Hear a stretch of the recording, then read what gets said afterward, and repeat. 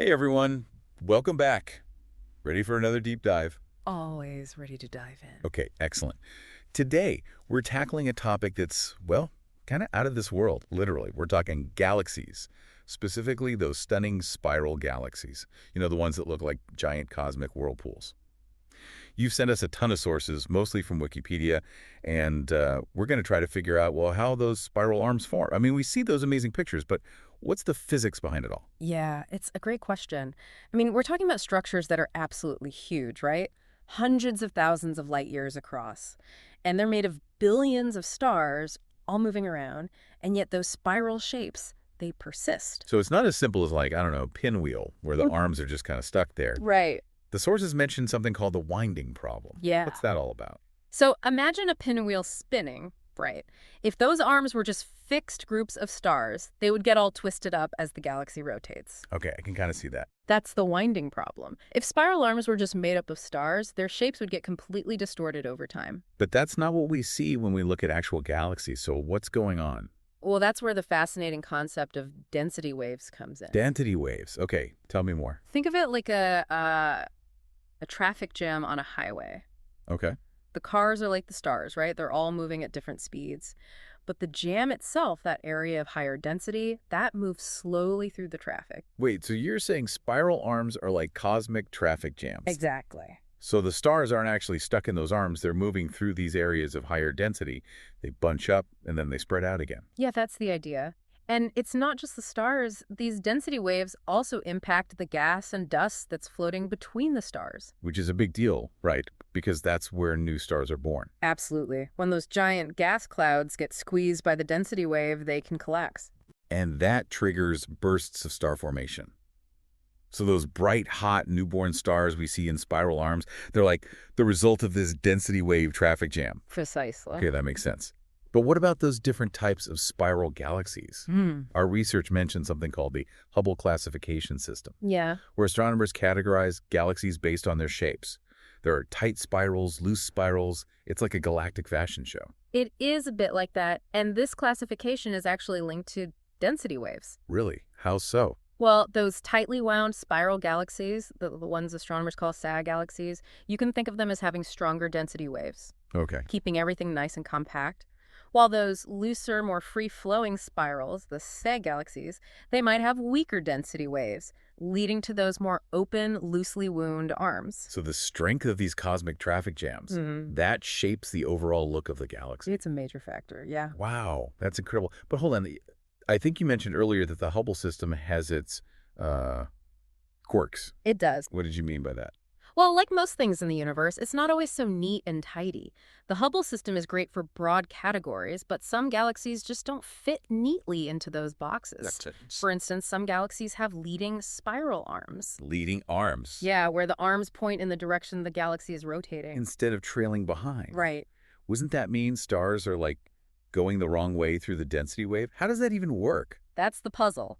Leading arms suggest that maybe the density wave theory needs some tweaking, or that there are other forces at play that we don't fully understand yet. Okay, so some astronomers are questioning the whole density wave idea. What are they saying instead? Well, it's not that density waves are completely wrong, more like they might not be the whole picture. You know, your research brought up an interesting alternative called the SSPSF model. SSPSF, okay. And that stands for? Self-propagating star formation. Self-propagating star formation. So essentially, stars being born can cause a chain reaction, almost like a cosmic fireworks show. Exactly, and this model could explain those flocculent spiral galaxies, the ones with those less organized, more fragmented arms. Ones that don't fit neatly into those Hubble classifications. Right. So instead of a neat traffic jam, these flocculent spirals are more like bursts of star formation carving out their shape. That's a great way to put it.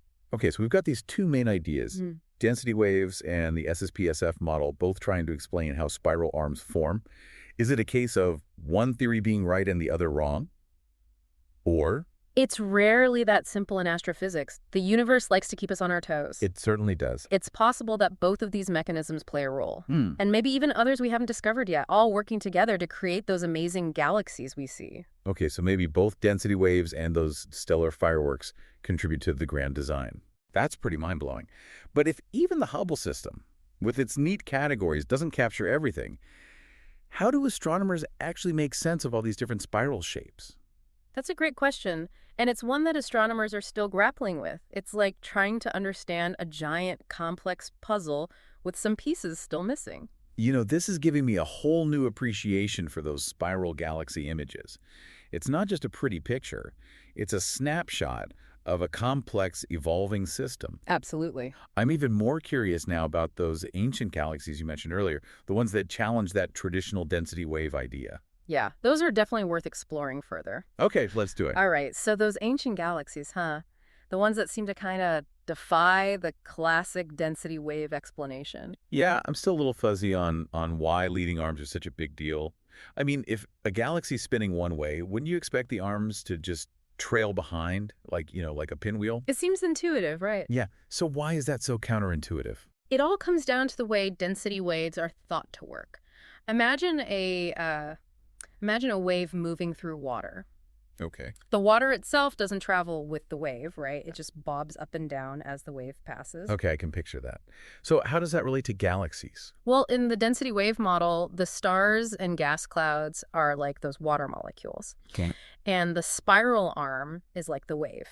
So stars move in and out of the spiral arm as it passes through the galaxy. So it's not the stars themselves creating the spiral shape, it's this wave of density moving through them. Exactly. And because the galaxy is rotating, the density wave creates this spiral pattern with the arms trailing behind the direction of rotation, like the wake of a boat moving through water. Okay, that makes sense. But then how do you get those leading arms pointing in the direction of the spin? Wouldn't that mean the stars are somehow moving faster than the density wave? That's the mystery, right? Yeah. Leading arms suggest that either the density wave theory needs, well, some adjustments, or that there are other forces at play that we don't fully understand. Could that tie back into that SSPSF model we were talking about, where those bursts of star formation create shock waves? It's possible. Those star formation shockwaves, they could create the appearance of leading arms, even if the underlying structure is still influenced by density waves. So maybe it's not an either situation. Right. Maybe density waves are like the main sculptor, but then those starburst events come in and add their own flair to it, Well, like an artist adding some extra brush strokes to a painting. yeah, that's a good analogy. Probably a combination of factors, right? Exactly. Galaxy shapes are likely a result of this complex interplay of different forces. It's amazing how these ancient galaxies, these rule breakers, are forcing us to rethink how those spiral arms form. It seems like the Hubble classifications, while helpful, don't quite capture the full picture. You're right. The Hubble sequence is a good starting point, but reality is much more nuanced. Each galaxy has its own unique history, it's in its own cosmic story. And that story is reflected in its shape.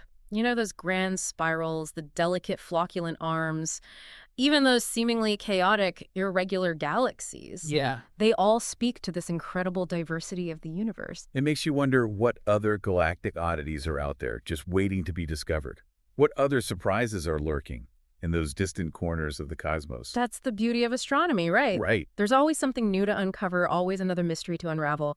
And who knows, maybe the next big breakthrough in our understanding of galaxy formation will come from, well, someone listening right now. I like it. Maybe you'll be the one to spot a pattern, to make a connection, to ask the question that leads to a revolutionary discovery. I love that idea, that everyone, even those outside the scientific community, can contribute to our understanding of the universe. But speaking of those who've dedicated their lives to unraveling these cosmic puzzles, our research mentions some key figures like Lindblad and Lin, pioneers in the study of density waves. Absolutely, yeah.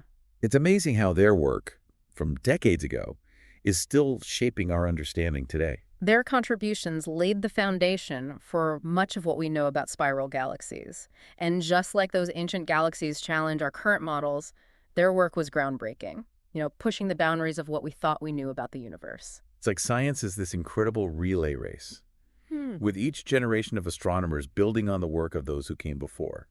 And sometimes we stumble upon clues that make us question everything and go back to the drawing board. It's true. Science is constantly evolving, constantly refining our understanding.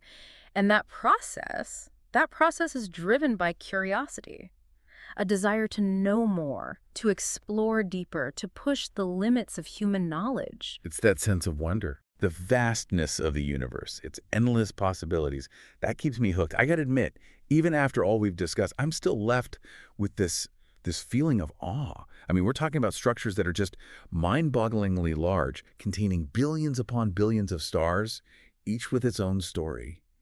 And yet we're still just scratching the surface of understanding how they all come together to form these majestic spiral galaxies. It's humbling, isn't it, to realize how much we still don't know? Yeah. But that's also what makes this journey so exciting. There's always more to learn, more to explore, more to ponder. And as we continue to gather data to refine our models, to push the boundaries of our understanding, who knows what incredible insights await us.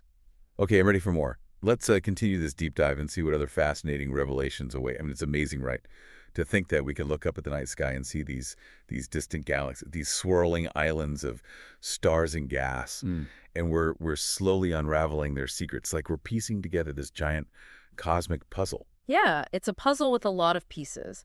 And as we've been discussing, there's still so much we don't know about how those pieces fit together, how spiral galaxies form and evolve over billions of years. Even with all the unknowns, we've covered some serious ground in this deep dive. We have. I mean, we tackled the winding problem, explored the mind-bending concept of density waves, and even delved into that explosive world of the SSPSF model. And we saw how those ancient galaxies with their unexpected leading arms really challenge our assumptions and push us to consider those new possibilities. It's a good reminder that the universe is always full of surprises. It is, always ready to throw us a curveball just when we think we've got things figured out. And that's what keeps things exciting. This whole deep dive has been a fantastic reminder that science is a process of constant discovery and refinement. Right. It's not about having all the answers. It's about asking the right questions, challenging those assumptions, being open to new ideas. Exactly. And sometimes those new ideas come from the most unexpected places. That's true. We've been focusing on the work of prominent astronomers, but who knows, maybe the next groundbreaking discovery about spiral galaxies will come from, I don't know, someone listening to this right now. I like that. That's a great thought. Everyone, regardless of background, has that potential to contribute to our understanding of the universe. Yeah. So, if this deep dive has sparked your curiosity, if it's made you, I don't know, look up at the night sky with a renewed sense of wonder, well, then we've accomplished our mission. I think so, too. And as we wrap up, I want to leave you with this thought. We've been talking about these two main models for spiral arm formation, right? Density waves and the SSPSF. Right. Both have their strengths, both have their limitations. But what if the true answer lies somewhere in between? Okay. What if it's a combination of these forces working together in ways we haven't even imagined that shapes those mesmerizing spiral arms? That's a fantastic question to ponder. It reminds us that there's still so much to explore, so much to discover. Keep looking up. Keep looking up, keep asking questions, and keep that sense of wonder alive. Who knows what amazing revelations await us in that vast expanse of the cosmos. Until next time, keep exploring the universe and keep diving deep. See you next time.